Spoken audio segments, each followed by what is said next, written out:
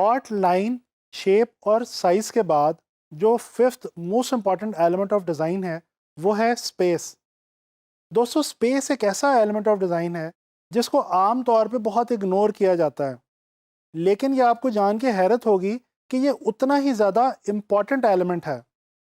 Design के अंदर space की बहुत ही ज़्यादा एप्लीकेशन और अहमियत है। आइए जानने की कोशिश करते हैं कि स्पेस क्या है और ग्राफिक डिज़ाइन के अंदर इसकी किस तरह से इम्पोर्टेंस है।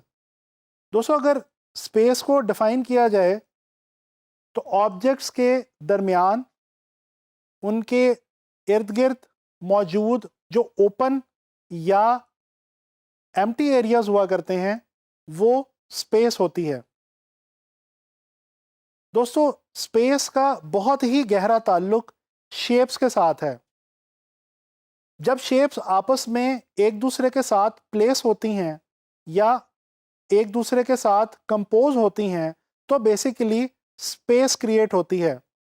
या अगर इसको वाइस वर्सा करके देख लिया जाए तो भी ठीक है कि बेसिकली स्पेस की मदद से या स्पेस की वजह से ही शेप्स जो हैं वो वजूद में आती हैं।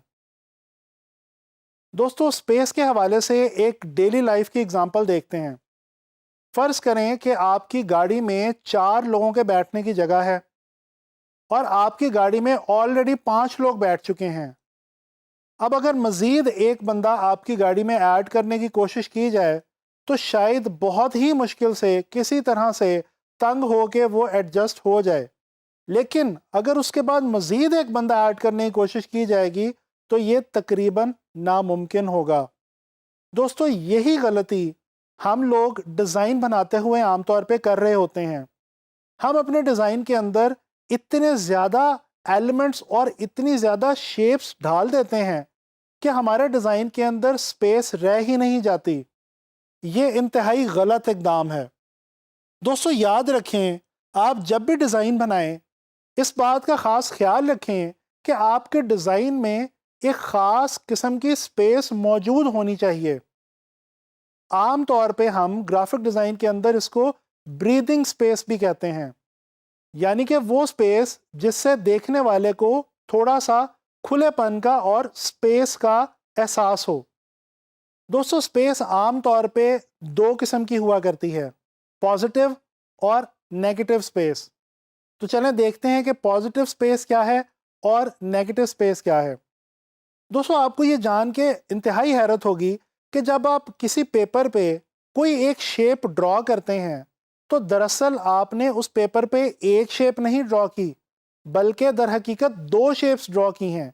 एक वो शेप जो आपने स्ट्रोक की मदद से या अपनी पेंसिल की लाइन की मदद से ड्रॉ की, और एक उसके इर्द गिर्द की जो स्पेस पहले से मौजूद थी उसने भी एक शेप की शक्ल इख्तियार कर ली। तो इस तरह से आपके पेपर के ऊपर एक शेप बनाने से दरअसल 2 शेप्स बन जाती हैं। या इसको इस तरह से भी देखा जा सकता है कि जब आप किसी एक पेपर पे कोई एक शेप ड्रॉ कर रहे होते हैं तो बेसिकली आप ना सिर्फ उस पेपर या शीट पे एक एरिया ऐड कर रहे होते हैं, बल्कि इसके साथ साथ एक ख़ास एरिया सबट्रैक्ट भी कर रहे होते हैं। ये जो एरिया आप ऐड कर रहे हैं ये है पॉजिटिव स्पेस, और ये जो एरिया सबट्रैक्ट हो रहा है ये है नेगेटिव स्पेस। दोस्तों, जब हम कोई स्पेस ड्रॉ करते हैं और उसके बीच में कलर फिल करते हैं तब हमें एक्चुअली पॉजिटिव स्पेस और नेगेटिव स्पेस के बारे में ठीक तरह से अंदाज़ा होता है। दोस्तों, इसके अलावा स्पेस लाइन और शेप की तरह 2D भी होती है और 3D भी होती है। बिल्कुल जिस तरह से लाइन और शेप के साथ मामला था, बिल्कुल इसी तरह से स्पेस के साथ भी मामला है। जो स्पेस फ्लैट स्पेस हो और उसको चारों तरफ से देखा या महसूस ना किया जा सके वो 2 डायमेंशनल स्पेस कहलाएगी। इसके बरक्स ऐसी स्पेस जिसको चारों तरफ से देखा या महसूस किया जा सके वो 3 डायमेंशनल स्पेस कहलाएगी।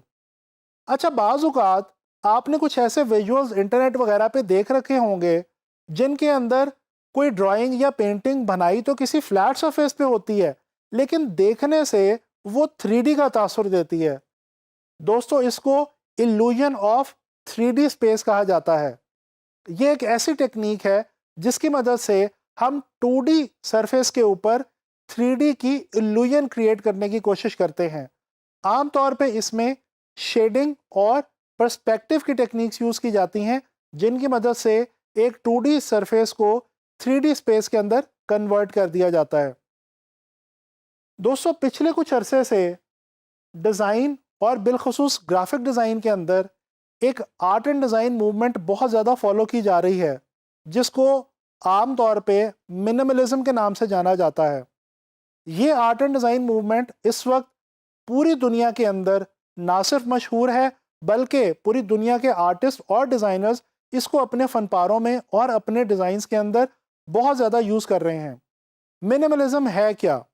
मिनिमलिज्म एक ऐसी मूवमेंट है, एक ऐसी तहरीक है जिसके अंदर आर्टिस्ट या डिज़ाइनर बहुत कम शेप्स को यूज़ करके अपनी बात, अपना एक्सप्रेशन या अपना फंक्शन बयान करने की कोशिश करते हैं। ग्राफिक डिज़ाइन के अंदर भी आजकल ये जो आर्ट मूवमेंट है, डिज़ाइन मूवमेंट है, ये बहुत ज़्यादा फेमस है और आप लोग इस मूवमेंट को फॉलो करते हुए बहुत खूबसूरत ग्राफिक डिज़ाइंस बना सकते हैं। दोस्तों, एंड में मैं आपको कुछ एग्जांपल्स की मदद से जो ग्राफिक डिज़ाइन के अंदर स्पेस की एप्लीकेशन या अफादियत है, उसको थोड़ा सा आपसे शेयर करने की कोशिश करूंगा।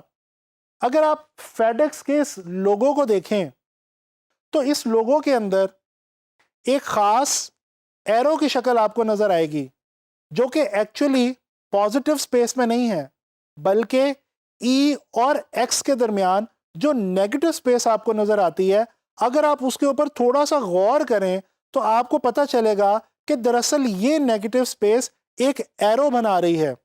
और इस लोगो के अंदर एरो जो है ये डायरेक्शन और डिलीवरी को शो करता है, जैसा कि हम सब जानते हैं कि फेडेक्स जो है वो एक कार्गो कंपनी है। इसी तरह से अगर हम इस मूवी पोस्टर की तरफ देखें, तो हमें बज़ाहिर तो इस पोस्टर के अंदर सिर्फ एक कैरेक्टर नज़र आता है, लेकिन जब आप गौर से देखेंगे तो आपको एक्चुअली इस पोस्टर के अंदर दो कैरेक्टर्स नज़र आएंगे। एक कैरेक्टर तो वो है जो पॉजिटिव स्पेस के अंदर फिल करके क्रिएट किया गया है और बहुत ही साफ जाहिर है, जबकि दूसरा कैरेक्टर वो है जो कि नेगेटिव स्पेस में मौजूद है और ये भी इसी मूवी का एक बहुत इंपॉर्टेंट कैरेक्टर है। दोस्तों, इसी तरह से अगर आप आजकल न्यूज़पेपर्स और मैगज़ीन्स के डिज़ाइंस देखें, तो आपको इस बात का अंदाज़ा होगा कि आजकल न्यूज़पेपर्स और मैगज़ीन्स को कुछ इस तरह से डिज़ाइन किया जाता है कि उसके अंदर नेगेटिव स्पेस का ख़ास एहतमाम किया जाता है, जिसकी मदद से होता ये है कि इमेजेस और टेक्स्ट आपस में कोरिलेट भी करते हैं और एक दूसरे की जो उनकी अपनी अफादियत है वो भी महफूज रहती है। इसी तरह से वेबसाइट्स भी आजकल कुछ इस किस्म की डिज़ाइन की जा रही हैं कि नेगेटिव स्पेस का उनके अंदर काफ़ी ख़ास ख्याल रखा जाता है और नेगेटिव और पॉजिटिव स्पेस को बहुत ही बैलेंस्ड अंदाज में इस्तेमाल करते हुए इमेजेस और टेक्स्ट वगैरह को बहुत अच्छे तरीके से यूज़ किया जाता है, ताकि देखने वाले को एक अच्छे डिज़ाइन का एहसास हो। दोस्तों, इन तमाम एग्जांपल्स की मदद से हमें इस बात का अंदाज़ा होता है कि ग्राफिक डिज़ाइन के अंदर स्पेस जो है ये एक बहुत ही इंपॉर्टेंट एलिमेंट है और पॉजिटिव और नेगेटिव स्पेस को अच्छे तरीके से इस्तेमाल करके ही हम अच्छे डिज़ाइंस बना सकते हैं।